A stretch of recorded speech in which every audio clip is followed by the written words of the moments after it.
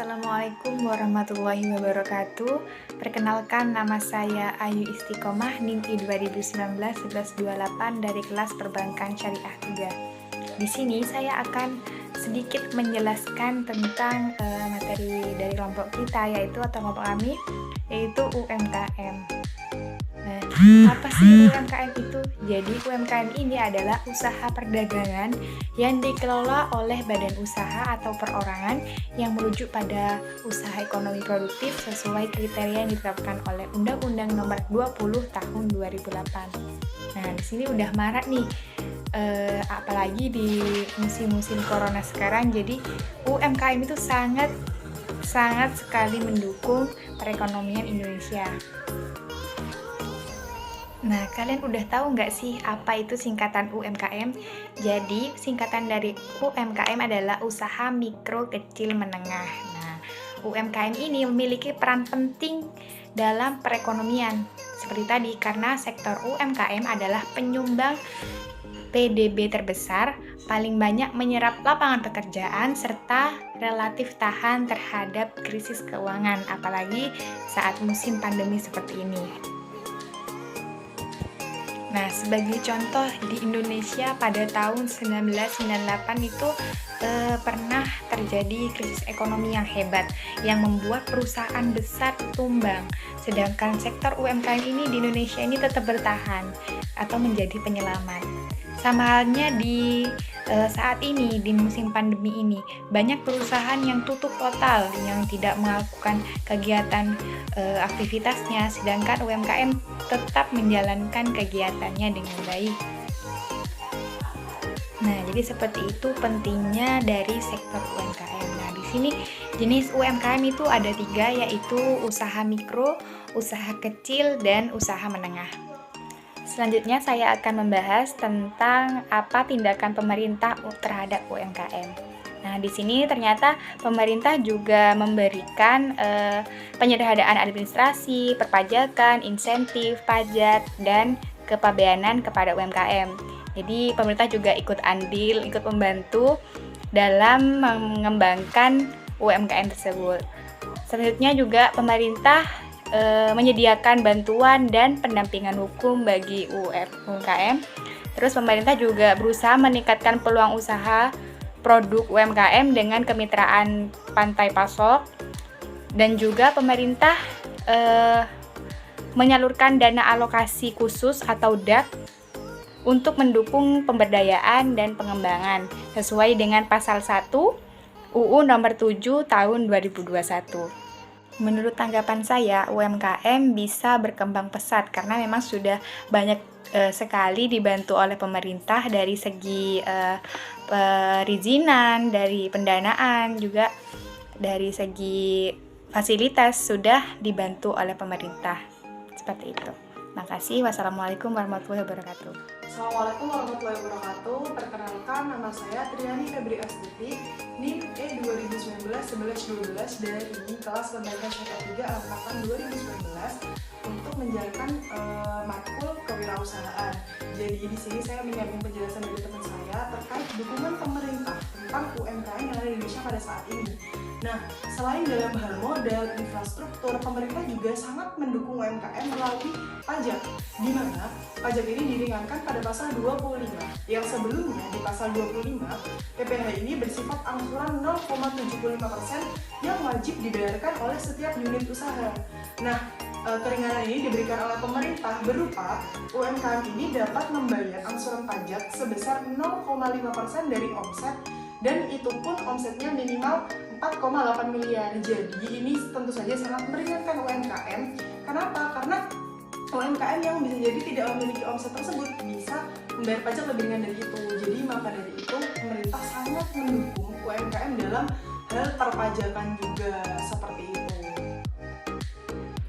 Oke, jadi tanggapan saya terkait UMKM mendatang, UMKM ini akan sangat sukses. Kenapa? Karena pemerintah mendukung secara penuh baik dalam modal, infrastruktur, dan juga lain-lain seperti perizinan, terus tempat lokasi untuk berjualan gitu. Jadi insya Allah UMKM ini akan lebih maju lagi untuk kedepannya dan juga semakin berkembang karena perekonomian Indonesia sekarang lagi mendukung UMKM karena UMKM merupakan penyumbang persentase ekonomi tertinggi saat ini di Indonesia. Sekian, terima kasih. Bismillahirrahmanirrahim. Assalamualaikum warahmatullahi wabarakatuh. Perkenalkan, nama saya Femia Ika Nurmalasari, NIM E 2019-1149 dari kelas Perbankan Syariah 3. Baik, di sini saya akan menjelaskan tugas kewirausahaan dari Bapak Hanafi.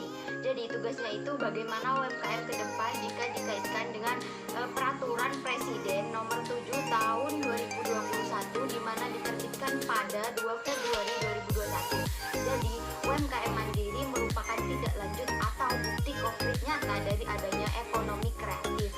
Nah, ekonomi kreatif sendiri merupakan ekonomi yang sudah dikembangkan oleh Background Badan Ekonomi Kreatif yang kemudian diimplementasikan oleh UMKM mandiri. Jadi dengan adanya aturan presiden yang telah dibuat, maka akan membuat UMKM mandiri kedepannya akan lebih baik lagi karena memiliki payung hukum yang kuat. Contohnya di sini adanya kemudahan dalam proses perizinan UMKM mandiri. Yang kedua yaitu adanya perlindungan terhadap UMKM sendiri, baik terhadap badan usahanya maupun terhadap karyawannya. Dan yang terakhir adalah pemberdayaan UMKM mandiri. UMKM tersendiri merupakan usaha mikro, kecil, dan menengah, di mana pada masa kini setelah adanya pandemik era, maka semua kegiatan perekonomian bertumpu pada UMKM mandiri. Bagaimana kreativitas dari sumber daya manusia sangat dibutuhkan dalam mengelola serta pemberdayaan terhadap kekayaan lokal. Ditambah lagi dengan adanya pasca pandemi di mana pemerintah mengadakan program PEN pemulihan ekonomi nasional, di mana kita sudah mengalokasikan banyak dana untuk pemberdayaan ekonomi UMKM. Tujuannya adalah untuk bagaimana UMKM mandiri berkontribusi terhadap pendapatan lokal dan juga pendapatan nasional. Baik, jadi tanggapan saya mengenai bagaimana UMKM ke depan dengan adanya peraturan Presiden nomor 7 tahun 2021 yang sudah diterbitkan pada 2 Februari 2021, yakni pemerintah mendukung penuh adanya UMKM mandiri, yakni dengan beberapa cara. Yang pertama, dengan menerbitkan undang-undang tersebut, pemerintah menyediakan pelayanan publik, infrastruktur, sarana dan prasarana untuk memudahkan bahkan mengecilkan pajak yang ditetapkan oleh pemerintah kepada pelaku usaha mikro, kecil, dan menengah. Jadi tujuan pemerintah di sini yakni bagaimana UMKM agar tetap berkontribusi terhadap pendapatan. Assalamualaikum warahmatullahi wabarakatuh. Salam kenal dari saya Muhammad Rizky, NIM E 2019-3 dari Perbankan Syariah 3 angkatan 2019. Baik, terima kasih. Selanjutnya saya juga akan membahas terkait perkembangan UMKM ke depan apabila dikaitkan dengan peraturan Presiden nomor 7 yang diterbitkan pada tanggal 2 Februari tahun 2021. Sektor bisnis di Indonesia masih didominasi oleh UMKM dan pemerintah berkomitmen untuk terus mendukung UMKM ini agar mampu bertahan dan berkembang di tengah tantangan COVID-19 dan transformasi melalui program PEN, pemulihan ekonomi nasional. Anggaran yang dialokasikan untuk menolong UMKM juga cukup besar, yaitu 123,5 triliun, dan UMKM itu sendiri juga sebagai penyumbang PDB (Produk Domestik Bruto) nasional yang memiliki peran penting bagi pemulihan ekonomi Indonesia. Nah, hal tersebut ada keterkaitannya dengan paragraf 2 pasal 53 tentang pemulihan UMKM, di mana apabila terjadi kondisi darurat tertentu, pemerintah pusat dan pemerintah daerah mengupayakan pemulihan UMKM. Salah satunya melalui kebijakan OJK yang mencatat 72% dari debitur yang mendapat restrukturisasi kredit dari sektor UMKM. Program restrukturisasi kredit ini yang dimulai pada Maret 2020 berhasil mengembalikan kepercayaan diri para pelaku UMKM untuk memulihkan ekonomi terdampak COVID-19. Selanjutnya,